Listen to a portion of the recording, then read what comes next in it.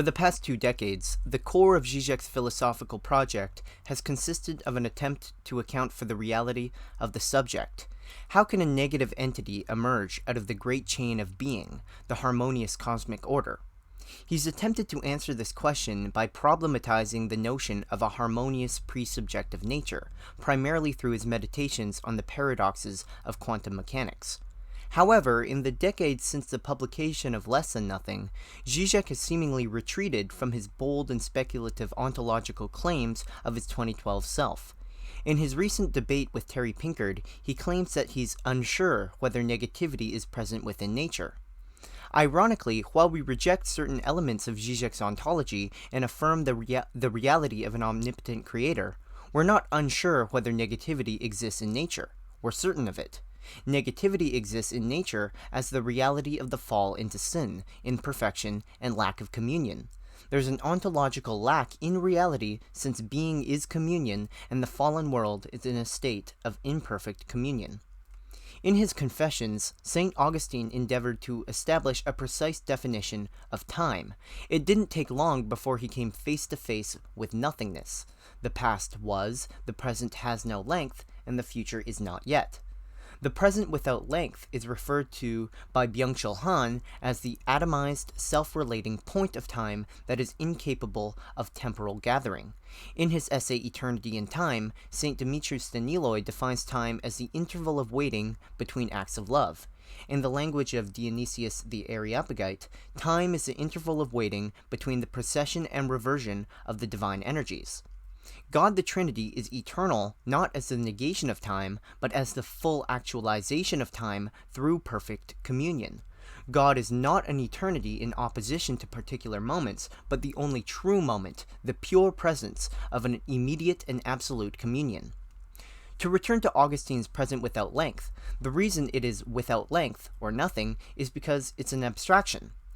Augustine attempted to grasp the present as solid, substantial, and fully real. Any attempt to isolate the present moment ends in nothingness because every moment is not. It lacks true being that is only found in God. The concept of being is not compatible with the incomplete nature of the fallen world. In other words, every moment exists as its very negation, since it does not possess true being which abides. Quote, "The whole world, by the very fact that it is created, perishes while existing and exists while perishing. Its life and ours are not true life." Unquote. There is, strictly speaking, no such thing as particular moments of time conceptualized as self-relating. Time is the measurement of communion, its form, and as such, it can't be understood through the language of self-relation. The flow of time is simply an infinitely less complete form of the eternal ever-moving rest of God. There's no singular moment.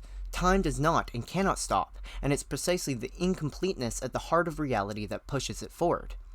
Every moment only has being in relation to every other one. In other words, communion is ontologically prior to self-identity. That's to say, communion with otherness is immanent to the very self-identity of time.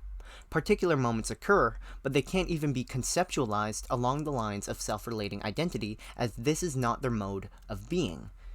Since the incarnation of the Logos, cosmic time tends towards eternity, and every moment is ultimately directed towards the unification of creation and God. Every image of the Logos must align their own phenomenological time consciousness with redeemed Christ time. The only other option is withdrawal inwards, towards an eternal self-negating present, a nightmarish repeating loop beyond life. It's the second death, no longer the division of the body from the soul, but the soul from itself. The soul consumes itself, like the Ouroboros. It feeds on its own nothingness, like the fool who foldeth his hands together and eateth his own flesh.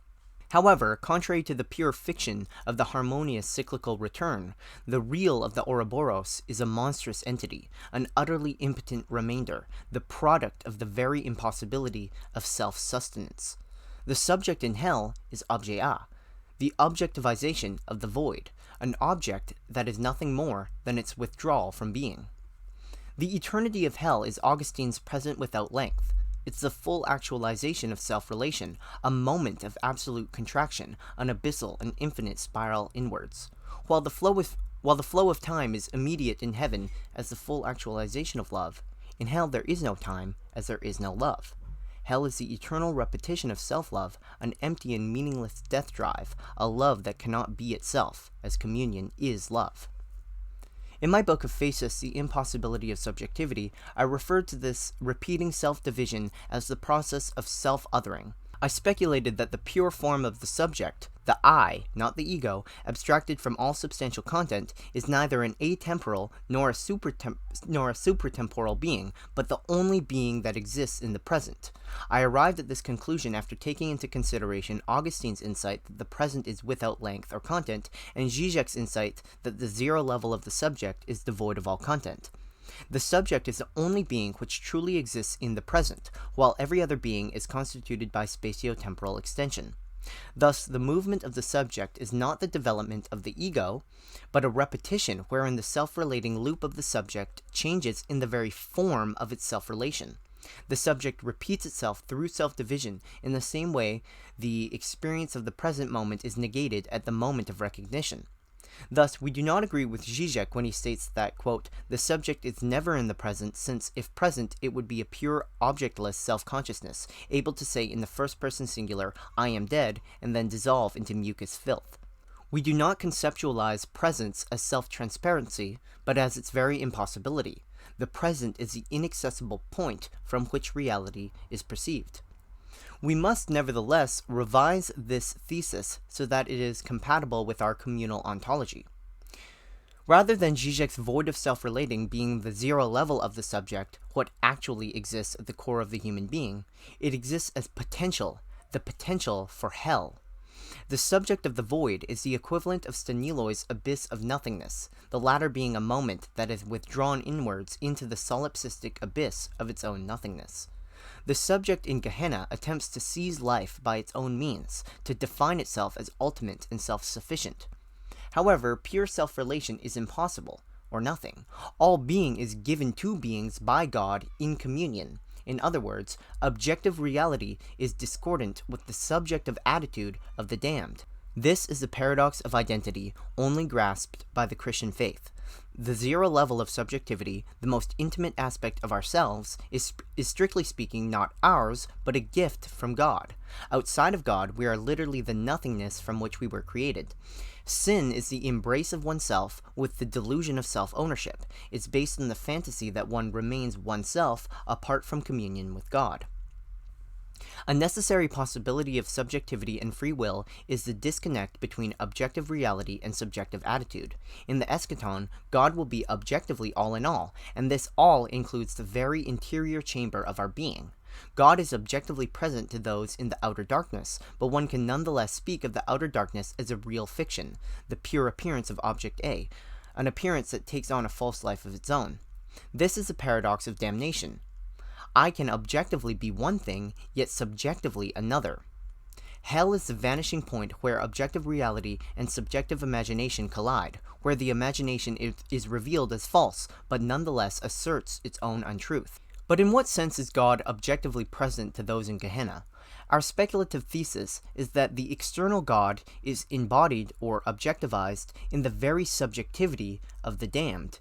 In Lacanian terminology, rather than God being an external imposition from outside, he's extimate, both inside and outside. The extimate reality of God is not God in the form of an external being, but in the form of oneself. God reveals himself through the subject as subjectivity is communion. It's not that hell is the point where the subject becomes a self-relating entity, a pure one-to-one. It's rather the eternalization of this very impossibility. All that remains in hell is the pure subjectivity of I equals I in the form of a failure, since the I is always constituted by otherness. Hell, as the subject's willful rejection of otherness, is torment, as it consists of the repetitive destruction of its eternal fantasy. This is Gehenna, the pure form of sin which has exhausted itself absolutely. To quote Pavel Florensky, quote, "We asked what sin is, and it turned out that it is destruction and perversion. But after all, destruction is possible as something temporary. Fed by what is destroyed, destruction clearly must inevitably dry up, cease, stop when it has nothing more to destroy. The same thing goes for perversion. What then? What does the limit of destruction lead to? What is this total destruction of chastity? Or, in other words, what is Gehenna? Unquote. What remains after the Ouroboros has eaten all that it can eat of itself? Florensky answers, quote, evil selfhood, deprived of all objectivity, becomes naked subjectivity, which eternally exists and preserves its freedom, but only for itself. This selfhood is therefore unreal. Unquote. This unreal self is the subjective fantasy of hell, the for itself that contradicts its in itself. Insofar as the subjective fantasy persists, it's objectively constituted by communion. This is the zero level of the paradox wherein a thing is not what it is. The subject imagines itself to be a one-to-one self-relating identity. Its very mode of existence negates this fiction, but the fiction persists as imagined, in the mode of negation, a self-relating negation. This objectivized negation is, of course, the objet A, the only object in hell. Objet A is the worm that does not die. It is, in one sense, nothing more than the subject itself, yet it's also the revelation of God through the objective self.